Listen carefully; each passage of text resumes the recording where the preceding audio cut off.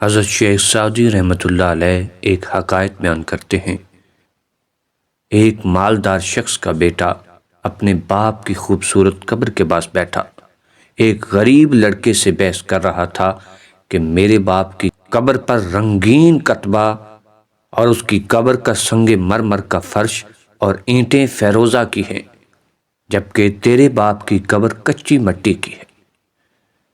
غریب کے لڑکے نے اس کی باتیں سنی تو کہا کہ بروز محشر تیرا باپ ان بھاری پتھروں سے نکل نہیں سکے گا اور میرا باپ اپنی کچی قبر میں سے آسانی سے نکل کر جنت میں داخل ہو جائے گا۔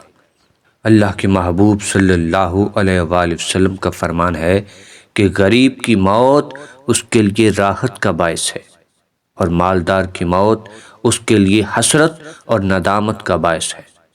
فقیروں کے پاس جو مال و دولت نہیں ہوتا، اس لیے وہ کوئی ایسی شے نہیں چھوڑتے جس کو دیکھ کر کوئی حسد میں مبتلا ہو جائے۔ غریبوں اور مسکینوں کا مرنا باعث راحت اور مالداروں کا مرنا باعث ندامت ہے۔ غریب اپنی موت کے ساتھ زندگی کی سختیوں سے آزاد ہوتا ہے، جبکہ مالدار اپنی موت کے ساتھ آسائش و آرام سے آزاد ہوتا ہے۔